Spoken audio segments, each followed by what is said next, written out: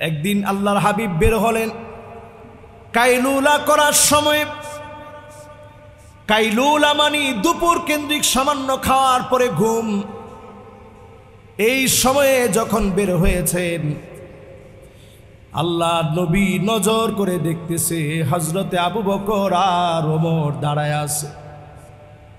ক্ষুধার ছাপটা চেহারার ভিতরে বোঝা যাচ্ছে।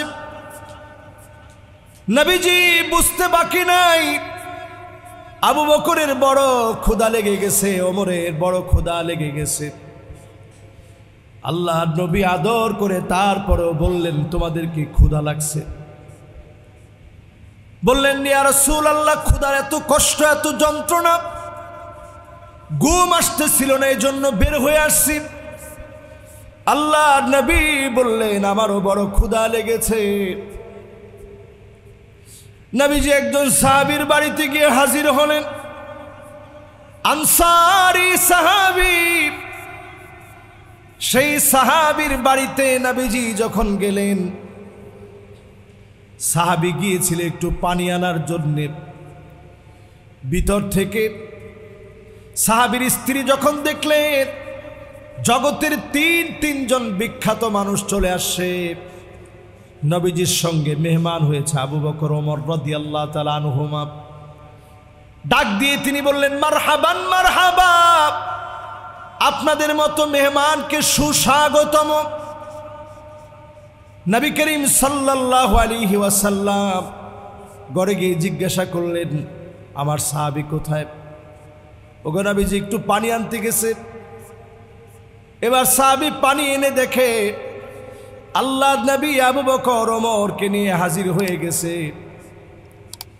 সাহাবী আল্লাহর নবীকে দেখে অবাক হয়ে গেছে, কি রেখে নবীকে কি খাওয়াবে? মিষ্টি পানীয় সামনে দিয়ে খেজুরগুলো দিয়ে দিল। খেজুরগুলো দিয়ে দেওয়ার পরে আল্লাহর নবী আবু বকর ওমরকে নিয়ে একটা একটা করে খেজুর খাচ্ছে। সাহাবী ওই দিক দিয়ে বকরি জবাই দেওয়ার জন্য যাচ্ছে। আল্লাহর নবী বলতেছে, আবু বকর ওমর শোনো, যে কয়টা খেজুর খেয়েছ সবগুলার জবাব আল্লাহর কাছে দেওয়া লাগবে। লা তুসআলুন্না ইয়াউমাইযিন আনিন নাঈম, এই নিয়ামতের জবাব দেওয়া লাগবে। চিন্তা করেন, কয়েকটা খেজুর খেলে যদি জবাব দেওয়া লাগে, আজকের এই সুখের দুনিয়ায় ইহলৌকিক সভ্যতার এই সময়ে পরলৌকিক জীবনকে যখন ভুলে গিয়েছি, পরলৌকিক জীবনকে যখন ভুলে গিয়েছি, ইহলৌকিক সভ্যতা যখন হারিয়ে দিয়েছে, পরলৌকিক সভ্যতাকে যখন আমরা বিদায় জানিয়ে ফেলেছি, এত পরিমাণ নিয়ামতের পাই টু পাই যার কাছে জবাব দেওয়া লাগবে তিনি কে? আল্লাহর সামনে দাঁড়ায় সেদিন জবাব দেওয়া লাগবে। এই জন্য সাহাবাই কেরামের আদলে, সাহাবাই কেরামের আদর্শে জীবনটাকে গড়ার চেষ্টা করেন। সাহাবাই কেরাম অল্প খেয়ে তুষ্ট হতেন, সামান্য পরে শুকরিয়া আদায় করতেন। বিলাসী জীবন ছিল না, খুব সামান্য জীবন যাপন করতেন। আজকে আল্লাহ তাআলা আমাদের যে জীবন দিয়েছেন, একজন সাহাবীর সামনে যদি আল্লাহ দাঁড় করায় দেয়, জবাব দেওয়ার মতো কোনো উপায় নেই। এত খানা দানা, এত কিছু আল্লাহ তাআলা দিয়েছেন, অথচ ইসলামের সবচেয়ে কঠিন সময়টা যে সাহাবায়ে কেরাম পরীক্ষা দিয়েছেন, এর মধ্যে অন্যতম একটা পরীক্ষার সময় ছিল উহুদের প্রান্তে শাহাদতের সময়। সেই সময়ে আউয়ালু সাফির ফিল ইসলাম, ইসলামের প্রথম অ্যাম্বাসিডর সাহাবী, যাকে দিয়ে নবীজি জায়গায় জায়গায় দাওয়াত পাঠাইতেন, সেই সাহাবী যখন শহীদ হয়ে গেছেন, ওনার ইসলামের আগে পোশাক ছিল এমন, আজকে একটা পরলে কালকে আরেকটা পরতেন। ইসলাম গ্রহণের সময় তেমন কিছু নিয়ে আসতে পারে নাই, 2 টুকরা কাপড় নিয়ে আসছে। উনি যেদিন শহীদ হয়ে গেলেন, নবীজি বললেন, যাও একটু কাপড় আছে কিনা একটু খুঁজা দেখো। আমার সাহাবীর একটু কাপড়টা দিয়ে ঢাইকা দিই। সাহাবায়ে কেরাম এক টুকরা কাপড় পায় নাই, যে এক টুকরা কাপড় পেয়েছে মাথা ঢাকলে পা বের হয়ে যায়, পা ঢাকলে মাথাটা বের হয়ে যায়। নবীজি বললেন, যাও পাটাকে ইদখির নামক গাছ দিয়ে ঢেকে দাও, মাথাটাকে কাপড় দিয়ে ঢেকে দাও। এক টুকরা কাপড় পর্যন্ত সাহাবায়ে কেরাম পায় নাই। সাহাবায়ে কেরামকে মানার নাম হচ্ছে ঈমান। সাহাবায়ে কেরামের নমুনায় ঈমান আনার নাম ঈমান। সাহাবায়ে কেরামের বিদ্বেষ করা হচ্ছে বেঈমানি। সাহাবায়ে কেরামকে গালিগালাজ করা হচ্ছে ফাসিকি। কখনো কখনো যা কুফরির দিকে চলে যাবে, ঈমান নষ্ট হয়ে যাবে। যে সাহাবায়ে কেরামকে আল্লাহ পছন্দ করে, রাদিয়াল্লাহু আনহুম ওয়া রাদু আন, আল্লাহ পাক তাদের উপরে সন্তুষ্টির কথা জানিয়েছেন। লাকাদ রাদিয়াল্লাহু আনিল মুমিনিনা ইয ইউবাইউনাকা তাহতাশ শাজার, আল্লাহ পাক তাদের উপরে সন্তুষ্টি প্রকাশ করেছেন। আল্লাহ যাদের উপরে সন্তুষ্ট হয়ে গেছেন, আল্লাহ যাদের উপরে সন্তুষ্ট হয়ে গেছেন, অবশ্যই তাদেরকে যিনি ভালোবেসে ফেলেছেন তিনি কে? আল্লাহ যাদের উপরে সন্তুষ্ট, আল্লাহ যাদেরকে ভালোবাসেন, সেই সাহাবায়ে কেরামের কোনো রূপ বদলাম বলার কোনো সুযোগ, আপনি নিজের যদি ইমানদার মনে করেন, সাহাবায়ে কেরামের কোনো বদলাম বলার কোনো সুযোগ নেই। সাহাবায়ে কেরাম হচ্ছে আমাদের ইমানের নমুনা। সাহাবায়ে কেরাম আমাদের ইমানের কি? ইমানের নমুনা। আমরা আমাদের জীবনে আজকের এই দিন পর্যন্ত যে ইমান পেয়েছি, সাহাবায়ে কেরামের আত্মত্যাগ আর কোরবানির কারণে এই ইমান, এই দিন আমার হাত পর্যন্ত আল্লাহ পৌঁছায় দিয়েছে। আল্লাহু আকবার। বাদা আল ইসলামু গরীবান ওয়া সায়াউদু গরীবান তুবা লিল গুরাবা। ব্যতিক্রম কিছু মানুষকে দিয়ে আল্লাহ রাব্বুল আলামিন এই দিনের কার্যক্রমের সূচনা ঘটিয়েছিলেন। সেই ব্যতিক্রম কিছু মানুষকে দিয়ে আল্লাহ রাব্বুল আলামিন বিজয় দিয়েছেন। আবার যেদিন আমরা ব্যতিক্রম মানুষদের চরিত্রে নিজেদেরকে চরিত্রায়িত করব, নিজেদেরকে সাজানোর চেষ্টা করব সাহাবায়ে কেরামের চরিত্রে, তখন আল্লাহ তাআলা আমাদেরকে বিজয় দান করবেন। এর আগ পর্যন্ত আমরা শক্তিশালী হতে পারব, আধুনিক হতে পারব, ইহলৌকিক সভ্যতায় নিজেদেরকে সাজাতে পারব, ততদিন পর্যন্ত আমাদের বিজয় সম্ভব না যতদিন সাহাবায়ে কেরামের আদলে আমরা ঈমান না আনব, যতদিন সাহাবায়ে কেরামের আদলে আমরা জীবন গঠন না করব। সাহাবায়ে কেরামকে যদি আমরা জীবন গঠনে অনুকরণীয় না বানাই, তাহলে ততদিন পর্যন্ত মুসলমানদের বিজয় সম্ভব না। সাহাবায়ে কেরাম কেমন ছিলেন? নবীজির সামনে এসে বলতেন, ফিদাকা আবি ওয়া উম্মি ইয়া রাসূলুল্লাহ। ওগো নবী, আপনার জন্য আমার মা বাপ কোরবান হয়ে যাক। রাসূল করিম সাল্লাল্লাহু আলাইহি সাল্লামের সামনে এসে বলতেন, ফিদাকা আবি ওয়া উম্মি ইয়া রাসূলুল্লাহ। নবী, আপনার জন্য আমার মা বাপ কোরবান হয়ে যাক। লা ইউমিনু আহাদুকুম হাত্তা কুনা হাব্বা ইলাই মিন ওয়ালিদিহি ওয়া ওয়ালাদিহি ওয়ান নাসু আজমাইন। ততক্ষণ পর্যন্ত আপনি নিজেরে নিজে ইমানদার বলতে পারবেন, কিন্তু ইমানের দাবিতে আপনি সত্যবাদী হবেন না যতক্ষণ আপনি নবী করিম সাল্লাল্লাহু আলাইহি ওয়াসাল্লামকে নিজের মা বাপের চাইতে, সন্তানের চাইতে, জীবনের চাইতে যদি নবীজিকে বেশি ভালোবাসতে না পারেন, ততক্ষণ পর্যন্ত আপনি ইমানদার হতে পারবেন।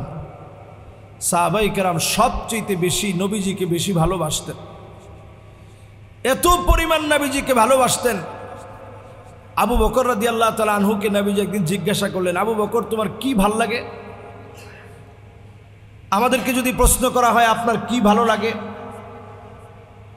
আমরা আমাদের যার যার রুচি অনুযায়ী বলবো। আবু বকর রাদিয়াল্লাহু তাআলা আনহুকে নবীজি যখন জিজ্ঞাসা করলেন, আবু বকর তোমার কি ভালো লাগে, আবু বকর এক বাক্যে উত্তর দিলেন, নবী আপনার দিকে তাকায় থাকি এটাই আমার ভালো লাগে। সুবহানাল্লাহ, আল্লাহু আকবার।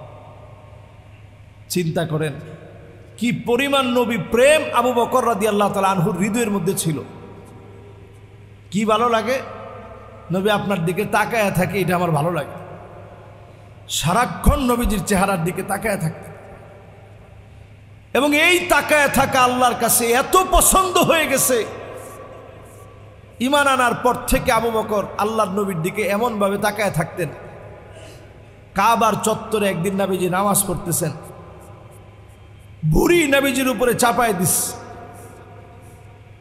বুড়ি চাপায় দেওয়ার পর একটু চিন্তা করেন, এখন আমরা যখন কোরবানির সময় জবাই করি, বুড়ির দুর্গন্ধে আমাদের কত কষ্ট হয়, আর পেয়ারা নবীজির মুবারক গর্দানের উপরে বুড়ি চাপায় দিস, দমটা বন্ধ হয়ে যাচ্ছে। ওই অবস্থায় কাফেররা নবীজিকে ধরে উঁচা করে ফেললেন।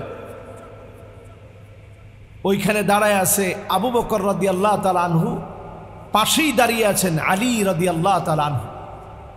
ইসলামের প্রথম যুগের ঘটনা। আলী রাদিয়াল্লাহু তাআলা আনহু ছোট্ট মানুষ, এত বড় বড় কাফেরদের সামনে নবীজির জন্য কি করবেন তিনি বুঝে উঠতে পারতেছিলেন না। সেই মুহূর্তে তিনি নজর করে দেখেন হযরতে আবু বকর একটা মুহূর্ত দেরি করে নাই, নিজের জীবনের কথা চিন্তা করে নাই। কাফেরদের কাছ থেকে নবীজিকে সু মেরে তিনি ছিনিয়ে নিলেন। আবু বকর রাদিয়াল্লাহু তাআলা আনহুকে কাবার যেই চত্বরে আমরা তাওয়াফ করি, এই জায়গায় শুধু আঘাত করছে ওনার চোখের ভিতরে। দুইটা চোখ দিয়ে গড়ায় গড়ায় শুধু রক্ত পড়ছে। আবু বকর রাদিয়াল্লাহু তাআলা আনহু অজ্ঞান হয়ে গেছেন। অজ্ঞান হয়ে যখন ঘরে গেছেন, বারবার তিনি জ্ঞান ফেরার পর থেকে বলতেছিলেন, মা হালুন নবী, মা হালুন নবী, আমার নবীর হালত কি, আমার নবী এখন কেমন আছে। আল্লাহর নবী ফাতেমা রাদিয়াল্লাহু তাআলা আনহাকে পাঠিয়ে দিলেন, মারে গিয়ে দেখে আসো তোমার চাচা আবু বকর কেমন আছে।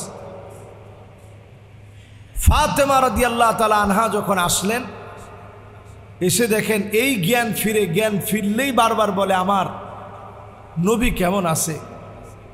যেই না শুনছে নবীজির অবস্থাটা ভালো আছে, একটা দৌড় মেরেছে আল্লাহর হাবিবের সঙ্গে দেখা করার জন্য। আল্লাহু আকবার। এটা হচ্ছে আবু বকর রাদিয়াল্লাহু তাআলা আনহুর নবীজির প্রতি ভালোবাসা। এই ভালোবাসা এমন ছিল, নবীজি সাল্লাল্লাহু আলাইহি সাল্লাম এই জন্য বলেছেন, যদি আমি দুনিয়ার বুকে কাউকে বন্ধু বানাতাম, লাত্তাখাযতু আবা বকর খলিলা, আমি অন্য কাউকে বন্ধু বানাতাম না। দুনিয়ার বুকে যদি কাউকে বন্ধু বানাতাম, আমার সেই বন্ধু হতো আবু বকর রাদিয়াল্লাহু তাআলা আনহু। জোরে বলেন আল্লাহু আকবার। কি মহব্বত, কি পরিমাণ ভালোবাসা। নবী করিম সাল্লাল্লাহু আলাইহি ওয়াসাল্লামকে আবু বকর ভালোবেসেছেন। কত পরিমাণ ভালোবাসা থাকলে নবীজি এটা বলতে পারেন যে কাউকে যদি আমি ভালোবাসতাম তাহলে সে হতো আমার আবু বকর, কাউকে যদি আমি বন্ধু বানাতাম তাহলে সেই বন্ধু হতো আবু বকর। এই জন্য আবু বকর রাদিয়াল্লাহু তাআলা আনহুর উপরে যদি আপনি কোনো বদ ধারণা রাখেন, আপনি যত বড় নামাজি হন, যত বড় পরহেজগার হন, ইমানের নমুনায় আপনি ফেইল, আপনি সত্যিকারের ইমানদার হতে পারেন নাই। আপনি যদি ওমর রাদিয়াল্লাহু তাআলা আনহুর জীবনীর দিকে দেখেন, ওমর রাদিয়াল্লাহু তাআলা আনহু কিরকম ছিলেন। নবীজি এত আদর করত, আল্লাহর হাবিব বলেন, ইন্নাল্লাহা জাআলাল হক বিলিসানি উমর ওয়া কলবিহি ওয়া হুয়াল ফারিকু বাইনাল বাতিল ওয়াল হক। আল্লাহ পাক এই জমিনের বুকে দ্বীনকে প্রতিষ্ঠা করেছেন হযরত ওমর ফারুক রাদিয়াল্লাহু তাআলা আনহুর সাহসিকতার মধ্য দিয়ে। ওয়া হুয়াল ফারিকু বাইনাল বাতিল ওয়াল হক। হযরত ওমর ছিলেন সত্য আর মিথ্যার ভিতরে পার্থক্য সৃষ্টিকারী একজন সাহাবী। জোরে বলেন আল্লাহু আকবার। নবীজি একদিন বের হয়েছেন রাস্তার ভিতরে, বের হয়ে আল্লাহর নবী মুহাম্মদ সাল্লাল্লাহু আলাইহি ওয়াসাল্লাম আবু বকরকে পেলেন। আবু বকর রাদিয়াল্লাহু তাআলা আনহুকে পেলেন, দুইজন মিলে যাচ্ছেন। দেখতেছেন কালো একজন নিগ্রো মহিলা দব বাজাচ্ছে। দব হচ্ছে ডোলের মাঝখান দিয়ে কেটে দিলে এক পাশ খালি, এক পাশ পিটানোর জন্য চামড়া আছে। এটার সাউন্ডটা এত বেশি তীর্যক হয় না। এ দব বাজাচ্ছে, নবীজি দেখে পাশ দিয়ে চলে যাচ্ছেন। আবু বকর রাদিয়াল্লাহু তাআলা আনহু চলে যাচ্ছেন। হযরতে ওমর রাদিয়াল্লাহু তাআলা আনহু আসতেছেন, যেটা আল্লাহ রাসূল দেখে নাই, আবু বকর দেখেন নাই। হঠাৎ করে সব আওয়াজ বন্ধ হয়ে গেছে। তো নবীজি খুব অবাক হইলেন, কিরে আমরা পাশ দিয়ে আসলাম, আওয়াজ তো বন্ধ করে নাই, এখন হঠাৎ করে বন্ধ করলো কেন? পিছনে ফিরে তাকায় দেখে নবীজির আরেক সঙ্গী হযরতে ওমর চলে আসছে। সুবহানাল্লাহ। মানাকিবুস সাহাবা, সাহাবায়ে কেরাম রিদওয়ানুল্লাহি আলাইহিম আজমাইন ইসলামের জন্য, দ্বীনের জন্য যে আত্মত্যাগ আর কোরবানি দিয়েছেন। মুদ্দা উহুদিন যাহাবা, আপনি আমি যদি উহুদ পরিমাণ স্বর্ণ দান করি, সাহাবায়ে কেরাম এক মুঠ যে খাদ্য দান করেছেন, খেজুর দান করেছেন, কশ্চিন কালেও আমার পাহাড় পরিমাণ স্বর্ণ দান সাহাবায়ে কেরামের এক মুঠ খাবার দানের সমান হবে না। আল্লাহু আকবার। এত কষ্ট, এত শ্রম, এত দান, এত মেহনত সাহাবায়ে কেরাম দ্বীনের জন্য দিয়েছেন। এই জন্য নবীর হাদিস, লা তাসুব্বু আসহাবি, খবরদার আমার সাহাবীদেরকে গালি দিও না, খবরদার আমার সাহাবীদেরকে গালি দিও না। আমরা বাংলাদেশে এখন এমনও লোক দেখি ইয়াজিদের নিকৃষ্টতা বর্ণনা করতে গিয়ে মুয়াবিয়া রাদিয়াল্লাহু তাআলা আনহুর সমালোচনা করে। বলেন, ইয়াজিদের নিকৃষ্টতা বর্ণনা করতে গিয়ে মুয়াবিয়া রাদিয়াল্লাহু তাআলা আনহুর সমালোচনা করে। মুয়াবিয়া রাদিয়াল্লাহু তাআলা আনহু ছিলেন একজন সাহাবী। শুধু সাহাবী নন, কাতেবে ওহী, শুধু কাতেবে ওহী নন, এমন সাহাবী ছিলেন তিনি, নবীজি যার জন্য দোয়া করলেন, আল্লাহুম্মা আল্লিমহুল ইলমা ওয়াল হিকমা ওয়াল হিসাবা ওয়াকিহিল আযাব। আল্লাহ তুমি আমার মুয়াবিয়াকে ইলম দান করো, জ্ঞান দান করো, হিকমা দান করো, প্রজ্ঞা দান করো, জাহান্নামের আগুন থেকে আল্লাহ তুমি মুক্তি দান করো। নবীজি সাল্লাল্লাহু আলাইহি সাল্লাম মুয়াবিয়া রাদিয়াল্লাহু তাআলা আনহুর জন্য দোয়া করলেন। মুয়াবিয়া আল্লাহর কাছে এত দামি, মুয়াবিয়া আল্লাহর কাছে এত সম্মানী। এখন যদি ইয়াজিদের বিষয়ে আপনি মুয়াবিয়া রাদিয়াল্লাহু তাআলা আনহুকে গালি দেন, এটা ইমানদারের কাজ না, এটা ইমানদার মুমিনের কাজ নয়। আমি দেখলাম সেদিন একজন আলেম আলোচনা করতেছে, আলোচনার ভিতরে বলতেছে যে এই বংশটা একটু দেখেন, যেই আবু সুফিয়ান ইসলামের কত ক্ষতি করছে, তার সন্তান হচ্ছে মুয়াবিয়া। অপারেশন করলেও তো কাটা দাগের দাগটা থেকে যায়, অথচ ইসলাম আপনাকে এমন অপারেশন শিখিয়েছে, আল ইসলামু ইয়াহদিমু মা কানা ক্বাবলা, আগে যত গুনাহ করছেন, অন্যায় করছেন, ইসলাম গ্রহণ করার সঙ্গে সঙ্গে সব গুনাহগুলোকে যিনি মাফ করে দিবেন তিনি কে? এজন্য আপনি এখন আবু সুফিয়ান রাদিয়াল্লাহু তাআলা আনহু ওয়া আরদাহুর কোনো বদনাম করতে পারবেন না। এজন্য আপনি মুআবিয়া রাদিয়াল্লাহু তাআলা আনহুর কোনো সমালোচনা করতে পারবেন না। এই জায়গাটা হচ্ছে ইসলামের একটা রেড জোন, লাল একটা জোন। এটি এখানে এসে যদি কেউ সমালোচনা করে, সে হয়তো কখনো শিয়া হয়ে যাবে, যদি সমালোচনা করে সে কট্টরপন্থী সুন্নি হবে। প্রকারান্তরে গিয়ে আপনি দেখবেন আপনি ঈমান হারা হয়ে যাবেন, ঈমানের স্বাদ পাবেন না। লাজ্জাতুল ঈমান, ঈমানের স্বাদ যদি আপনাকে পেতে হয়, সাহাবায়ে কেরাম যেইভাবে ঈমান আনছে ওই ঈমানের উপরে থাকতে হবে। সাহাবায়ে কেরামের ঈমান এত দামি, মা আনা আলাইহি ওয়া আসহাবি, নবীজি বলেছেন যদি তোমরা হেদায়েত পেতে চাও, যেই পথে আমি আছি, আমার সাহাবায়ে কেরাম আছে, ওই পথ তোমাদের পথ হতে হবে, অন্যথায় আপনি হেদায়েতের পথ পাবেন না। হেদায়েতের পথ পাওয়ার জন্য সাহাবায়ে কেরামের পথে হাঁটতে হবে। এবার আসেন, সাহাবায়ে কেরাম কেমন সহজ সরল ছিলেন। কত সহজ সরল থাকলে নবীজি জিজ্ঞাসা করতেছেন, আচ্ছা সাহাবীরা বলো তো দেখি, কাদের ঈমানটা সবচেয়ে দামি? সাহাবায়ে কেরাম সরল উত্তর দিলেন, নবী, ঈমানুল মালাইকা, ফেরেশতাদের ঈমানটা আল্লাহর কাছে সবচেয়ে দামি। নবীজি বললেন, ফেরেশতারা তো ঈমান আনবেই, তারা আল্লাহর সব বিষয়গুলো দেখে। একটু ভাইবা চিন্তা বলো তো দেখি, কাদের ঈমান দামি? সাহাবায়ে কেরাম আবার ভেবে চিন্তে বললেন, নবীদের ঈমান আল্লাহর কাছে সবচেয়ে দামি। নবীজি বললেন, নবীরা তো ঈমান আনবেই, আল্লাহ রাব্বুল আলামিন নবীদেরকে নির্বাচিত করেছেন। এবার নবীজি আবার প্রশ্ন করলেন, সাহাবীরা বলো তো দেখি, কাদের ঈমান দামি? সাহাবায়ে কেরাম বললেন, নবী, আমরা যারা আপনার সাহাবী, সাহাবীদের ঈমান আল্লাহর কাছে সবচেয়ে দামি। নবীজি বললেন, তোমরা তো ঈমান আনবাই, ওয়া আনা ফীকুম, আমি নবী তোমাদের ভিতরে আছি, আমারে তোমরা দেখতেছো, তোমরা তো ঈমান আনবাই। এমন একটা সময় আসবে যেই সময়ে আমি নবী থাকব না, আমার এমন কিছু উম্মত আসবে, মান আমানা বি ওয়া লাম ইয়ারানি, না দেখে যারা ঈমান আনবে, কলিজা থেকে মহব্বত করে যারা ঈমান আনবে, তাদের ঈমান সবচেয়ে দামি হবে, তাদের ঈমানটা সবচেয়ে মূল্যবান হবে।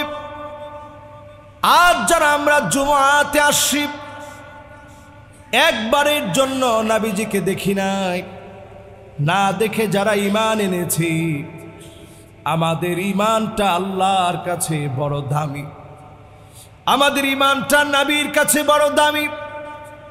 এই ঈমান বড় শক্তিশালী, এই ঈমান বড় হিম্মতওয়ালা ঈমান, যে ঈমানের প্রশংসা নবীজি করলেন। আপনি যদি ঈমানের স্বাদ পেতে চান, আলাইকুম বিসুন্নতি, নবীজির সুন্নত মানা লাগবে, খুলাফায়ে রাশিদিনদের সুন্নত মানা লাগবে, ওয়াদ্দু আলাইহা বিন্নাওয়াজিস, যেই দাঁতকে মারির দাঁত বলে, সামনের দাঁত দিয়ে নবীজি বলেন নাই, মারির দাঁত দিয়ে সাহাবায়ে কেরামের আদর্শ মেনে নেওয়া লাগবে। এই জমিনে যদি দিনকে বিজয়ী করা লাগে, মুসলমানদেরকে যদি মাজলুম অবস্থা থেকে আবার যদি সুদিনের দিকে ফিরিয়ে আনতে হয়, আল্লাহ নবীর সাহাবীদের দিকে আসতে হবে। যেই সাহাবীদের বক্তব্য ছিল, ফিদাকা বি ওয়া উম্মি, আপনার জন্য জীবন কোরবান হয়ে যাবে, সেই আদর্শের দিকে যদি আপনি আসেন, অবশ্যই যিনি ডেকে ডেকে বিজয় দিয়ে দিবেন তিনি কে? দিক দিগন্তে যেভাবে বিজয় আসছে, মুসলিম উম্মার বিজয় নিহিত হবে সেখানে, সাহাবায়ে কেরামের আদর্শ আছে যেখানে। আমাদের আখলাকের ভিতরে সাহাবায়ে কেরামের আখলাক নেই। সাহাবায়ে কেরাম ছিল নবী করিম সাল্লাল্লাহু আলাইহি সাল্লামের হুবহু অনুকরণীয় একদল আল্লাহর গোলাম, যারা নবীজিকে হুবহু অনুকরণ করছে। ইস্তিনজা করতে নবীজি যেই জায়গায় বসছেন, আব্দুল্লাহ বিন ওমর যখন যাচ্ছিলেন, উনার ইস্তিনজা ধরে নাই, কিন্তু উনি এই জায়গায় একটু বসছেন। উনারে প্রশ্ন করা হয়েছে, কেউ আপনি তো ইস্তিনজা করেন নাই, তাহলে বসলেন কেন? উনি বলছে, আমার নবী এই জায়গায় বসছে, এই জন্য আমি বসছি। আল্লাহু আকবার। চিন্তা করেন, অনুকরণ অনুসরণ কারে বলে? আমি আপনি নিজেকে মুসলিম বলে মনে করি, আমরা গর্ব করি যে আমরা মুসলমান। 95% মুসলমানের এই দেশে আসলে কি আমি মুসলিম হতে পারছি কিনা? এই যে নতুন একটা বৎসর পেলাম, মুহররম দিয়ে শুরু করলাম, একটু হিসাব মিলান, আমি আপনি মুসলমান হতে পারছি কিনা। নবীর উম্মত দাবি করি, মানুষকে আমরা ধোঁকা দেই, বোকা বানাই। এরকম লোকজনের সংখ্যা মুসলমানদের ভিতরে কম না বেশি? মান গশানা ফালাইসা মিন্না, যেই ব্যক্তি ধোঁকা দিবে সেই লোকটা সব হতে পারে, নবীর উম্মত হতে পারে না। ধোঁকাবাজ নবীর উম্মত হতে পারে না। নবীর উম্মত কাউকে ধোঁকা দিবে না। আল্লাহর নবীর সাহাবীরা সামান্য খেয়ে পরে জীবন পার করে দিয়েছে, সবুর করেছে অনেক। একদিন আল্লাহর হাবিব বের হলেন কাইলুলা করার সময়। কাইলুলা মানে দুপুর কেন্দ্রিক সামান্য খাওয়ার পরে ঘুম। এই সময়ে যখন বের হয়েছেন, আল্লাহর নবী নজর করে দেখতেছে হযরতে আবু বকর আর ওমর দাঁড়ায় আছে। ক্ষুধার ছাপটা চেহারার ভিতরে বোঝা যাচ্ছে। নবীজি বুঝতে বাকি নাই, আবু বকরের বড় ক্ষুধা লেগে গেছে, ওমরের বড় ক্ষুধা লেগে গেছে। আল্লাহর নবী আদর করে তারপরেও বললেন, তোমাদের কি ক্ষুধা লাগছে? বললেন, ইয়া রাসূলুল্লাহ, ক্ষুধার এত কষ্ট, এত যন্ত্রণা, ঘুম আসতেছিল না, এই জন্য বের হয়ে আসছি। আল্লাহর নবী বললেন, আমারও বড় ক্ষুধা লেগেছে। নবীজি একজন সাহাবীর বাড়িতে গিয়ে হাজির হলেন।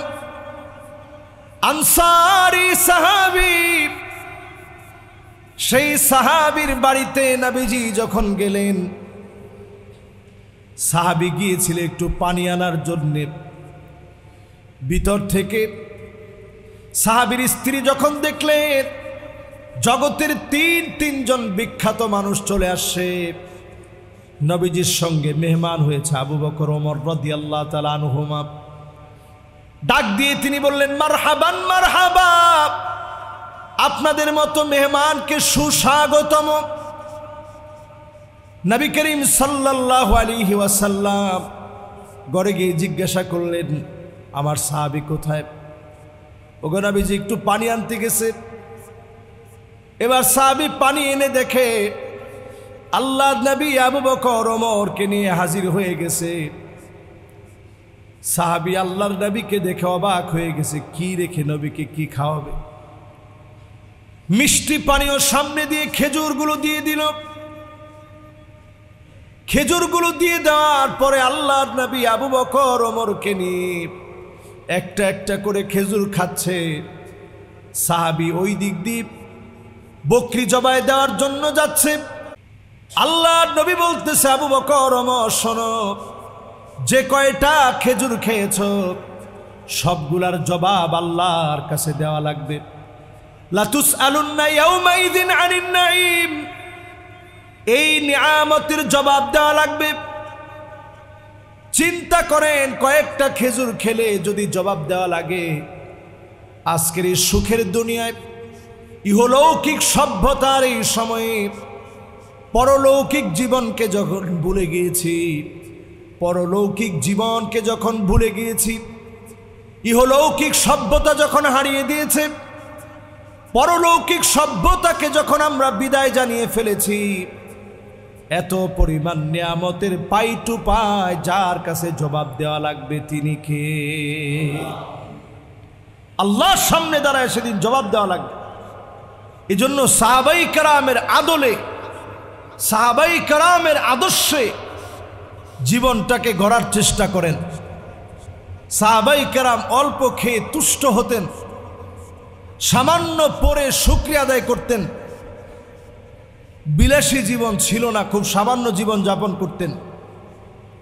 আজকে আল্লাহ তাআলা আমাদের যে জীবন দিয়েছেন, একজন সাহাবীর সামনে যদি আল্লাহ দাঁড় করায় দেয়, জবাব দেওয়ার মতো কোনো উপায় নেই। এত খানা দানা, এত কিছু আল্লাহ তাআলা দিয়েছেন। এই যে আমরা পোশাকটা পরছি, এখন সৌদি আরবের ট্রেডিশনাল ড্রেস হচ্ছে এরকম একটা আবায়া। এক সময় এটা যুদ্ধকালীন একটা পোশাক ছিল, এই জন্য এটা দেখবেন অনেক বড় সড়ো, যাতে করে ঘোড়ার উপরে উঠা যায়, এই জন্য একটা এরকম ড্রেস পরা হতো। উটের উপরে যেন উঠা যায় এই জন্য এই ড্রেসগুলো পরা হতো, আবায়া এটার নাম। যে খুব লম্বা চোরা চাদরের মতো বড় সড়ো হয়, এরকম ড্রেস এখন সৌদি আরবের অহরহ লোক পরতেছে। অথচ ইসলামের সবচেয়ে কঠিন সময়টা যে সাহাবায়ে কেরাম পরীক্ষা দিয়েছেন, এর মধ্যে অন্যতম একটা পরীক্ষার সময় ছিল উহুদের প্রান্তে শাহাদতের সময়। সেই সময়ে আউয়ালু সাফির ফিল ইসলাম, ইসলামের প্রথম অ্যাম্বাসিডর সাহাবী, যাকে দিয়ে নবীজি জায়গায় জায়গায় দাওয়াত পাঠাইতেন, সেই সাহাবী যখন শহীদ হয়ে গেছেন, ওনার ইসলামের আগে পোশাক ছিল এমন, আজকে একটা পরলে কালকে আরেকটা পরতেন। ইসলাম গ্রহণের সময় তেমন কিছু নিয়ে আসতে পারে নাই, 2 টুকরা কাপড় নিয়ে আসছে। উনি যেদিন শহীদ হয়ে গেলেন, নবীজি বললেন, যাও একটু কাপড় আছে কিনা একটু খুঁজা দেখো, আমার সাহাবীর একটু কাপড়টা দিয়ে ঢাইকা দিই। সাহাবায়ে কেরাম 1 টুকরা কাপড় পায় নাই। যেই 1 টুকরা কাপড় পেয়েছে, মাথা ঢাকলে পা বের হয়ে যায়, পা ঢাকলে মাথাটা বের হয়ে যায়। নবীজি বললেন, যাও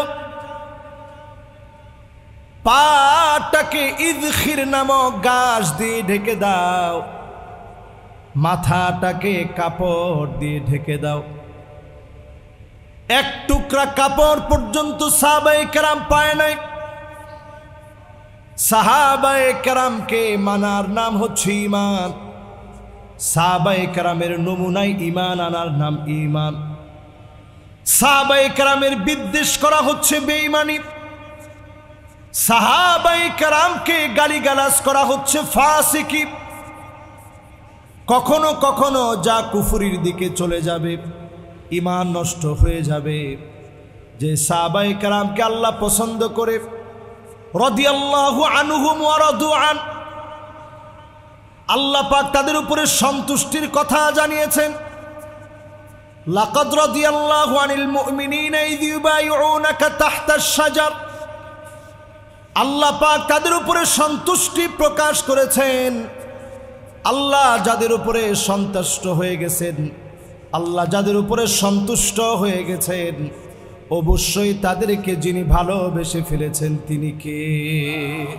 আল্লাহ যাদের উপরে সন্তুষ্ট, আল্লাহ যাদেরকে ভালোবাসেন, সেই সাহাবায়ে কেরামের কোনরূপ বদনাম বলার কোনো সুযোগ, আপনি নিজের যদি ইমানদার মনে করেন, সাহাবায়ে কেরামের কোনো বদনাম বলার কোনো সুযোগ নেই।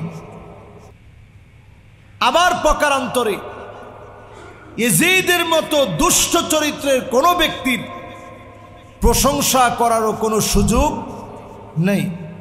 গত জুমাতে আমি আলোচনায় ইয়াজিদের বিষয় বলেছিলাম। আপনার কাছে কি মনে হয় আমি ইয়াজিদের পক্ষে না বিপক্ষে? এটা তো বললেন 10, 15, 20 জন। সবার কাছে কি মনে হয়, পক্ষে না বিপক্ষে? ইয়াজিদের ব্যাপারে পরিষ্কার জিজ্ঞাসা করা হয়েছে।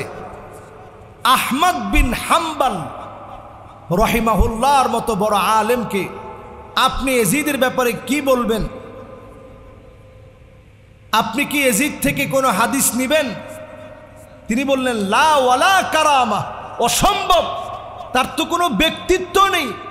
যে লোকের ব্যক্তিত্বই নাই এমন লোক থেকে হাদিস নেওয়া যায় না। জোরে কোন আল্লাহু আকবার।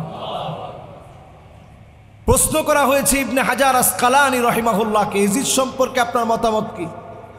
বলছে, মাকদুহুন ফি আদালাতিহি, তার ভিতরে কোনো আদালত নাই, কোনো ন্যায় বিচার নাই, সে মানুষের কাতারেই পড়ে না। এইরকম ইয়াজিদের প্রশংসা করার কোনো সুযোগ নেই। প্রশ্ন করা হয়েছে ইবনে তাইমিয়া রাহিমাহুল্লাহকে, আপনার কি মতামত? তিনি বলছে, লা নাসুব্বুহু ওয়ালা নুহিব্বুহু, এইরকম মানুষকে ভালোবাসা যায় না, তবে খুব বেশি গালিগালাজ করা দরকার নেই। এটা হচ্ছে ওনার বক্তব্য। এরকম অসংখ্য আলেম প্রত্যেকে ইয়াজিদকে ঘৃণা ভরে প্রত্যাখ্যান করেছে। ইতিহাসের নিকৃষ্ট ব্যক্তিদের একজন হচ্ছে ইয়াজিদ। নবী পরিবারের একজন দুইজন না, কলিজার টুকরাকে শহীদ করে দিয়েছে, ৭২ জনকে শহীদ করে দিয়েছে। শুধু শহীদ করেই ক্ষান্ত হয় নাই, ইয়াজিদের সেই বাহিনী উবাইদুল্লাহ বিন জিয়াদের নেতৃত্বে হাউজা সহ, নুসাইর পুত্র মালিক সহ, শিমার সহ, আব্দুল্লাহ বিন মারশাদ সহ, এই লোকগুলো ইতিহাসের সবচেয়ে নিকৃষ্ট লোক। কেউ তাদের ঘোড়া দিয়ে ইমাম হোসেন রাদিয়াল্লাহু তাআলা আনহুর দেহের উপরে ঘোড়াটা দিয়ে চালিয়েছে যাতে করে দেহটা নিশ্চিহ্ন হয়ে যায়। কেউ বর্ষা দিয়ে হোসেন রাদিয়াল্লাহু তাআলা আনহুর মুবারক দেহের মধ্যে আঘাত করেছে। কেউ হোসেন রাদিয়াল্লাহু তাআলা আনহুর পাশ দিয়ে যাওয়ার সময় বলেছে নুসাইর পুত্র মালিক পাপিষ্ট পানি দেয় নাই। কেউ যাওয়ার সময় হোসেন রাদিয়াল্লাহু তাআলা আনহুকে বলেছে জাহান্নামের শুভ সংবাদ লও। হোসেন রাদিয়াল্লাহু তাআলা আনহু বলেছেন কাল্লা ইন্নী আকদিমু ইলা রাব্বির রহিম শাফিইন মুতা, কশিন কালেও নয়, আমি আল্লাহ পাকের দিকে যাচ্ছি, নানাজির সঙ্গে আমার সাক্ষাৎ হবে। বলেন আল্লাহু আকবার। এই পরিবারের সাথে যারা বিদ্বেষ করবে তারাও ঈমানের দাবি করতে পারে না। শুধু তাই না, যখন মুবারক মাথাটা নিয়ে যাওয়া হয়েছে, যেই চেহারার ভিতরে নবীজি কত চুমা দিছেন, ধুলায় যখন মলিন হয়ে থাকতো নবীজি বুকে টেনে নিতেন আদর করে। নবীজি আদর করতেন, মহব্বত করতেন, ভালোবাসতেন। নবীজি নাকের ভিতরে চুমা দিয়েছেন, চোখের ভিতরে চুমা দিয়েছেন, কপালে চুমা দিয়েছেন, ঠোঁটের ভিতরে আদর করে চুমু দিয়েছেন। এই নাকের ভিতরে যখন কাঠি দিয়ে যখন আঘাত করা হচ্ছিল, সেখানে একজন সাহাবী উপস্থিত ছিলেন, আবু বারজাহ আসলামী রাদিয়াল্লাহু তাআলা আনহু ওয়া আরদাহু। তিনি তৎক্ষণাৎ চিৎকার দিয়ে বললেন ইরফা কাদিবাক, তোমরা তোমাদের কাঠিটা উঠায় ফেলো। ওয়াল্লাহি রুব্বামা রাআইতু রাসূলুল্লাহি সাল্লাল্লাহু আলাইহি ওয়াসাল্লাম ওয়াদা ফীহি আলা ফীহি ইয়ালসুমুহু, আমি নিজের চোখে দেখেছি, আল্লাহর কসম, নবীজির দুইটা ঠোঁট ইমাম হোসাইনের ঠোঁটের মধ্যে দিয়ে, নবীজির নাকটা ইমাম হোসাইনের নাকের মধ্যে লাগিয়ে, ইমাম হোসাইনের নাকের মধ্যে নবীজির ঠোঁটটা দিয়ে বহুবার চুমু দিয়েছে। এই নাকের মধ্যে তোমরা আঘাত করো না। আল্লাহু আকবার।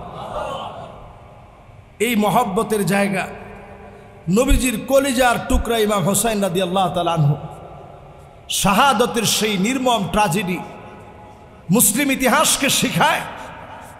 কখনো কখনো আপনি দুর্বল হলেও জীবন আপনার চলে যেতে পারে ইসলামের জন্যে, এরপরে এই দুর্বলদেরকে যিনি বিজয় দান করবেন তিনি কে?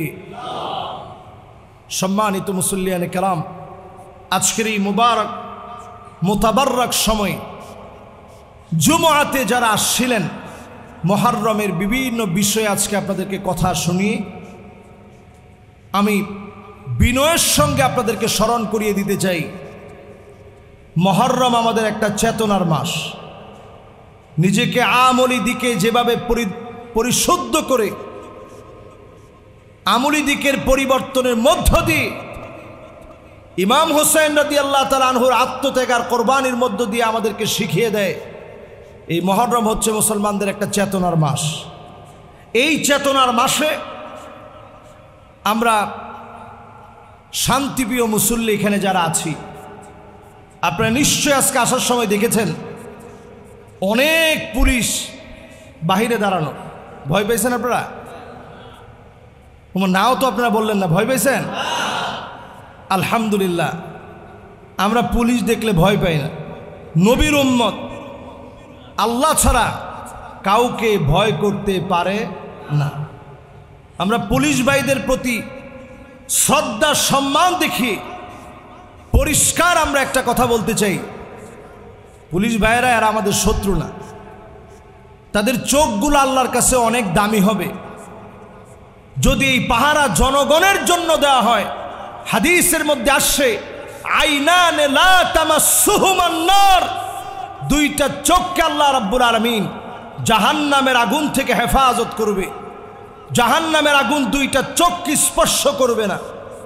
এর মধ্যে একটা চোখ হচ্ছে আইনুন বাকাত মিন খশিয়াতিল্লাহ, যেই চোখ আল্লাহর জন্য কাঁদবে।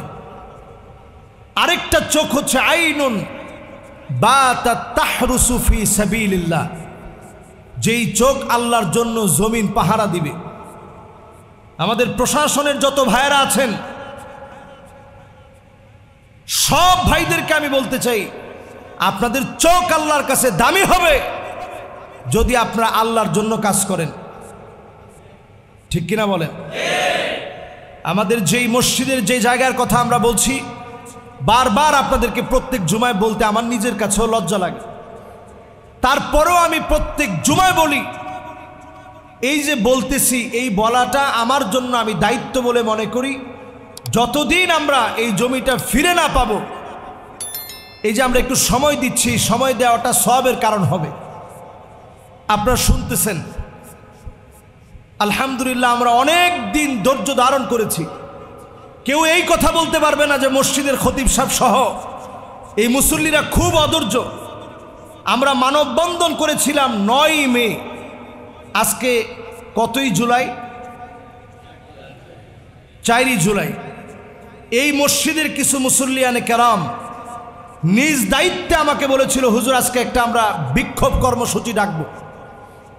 গতকালকে তারা তাদের দায়িত্বে, আমাদেরকে তেমন না জানিয়েই উনারা দায়িত্ব নিয়ে একটা বিক্ষোভ ডেকেছিল।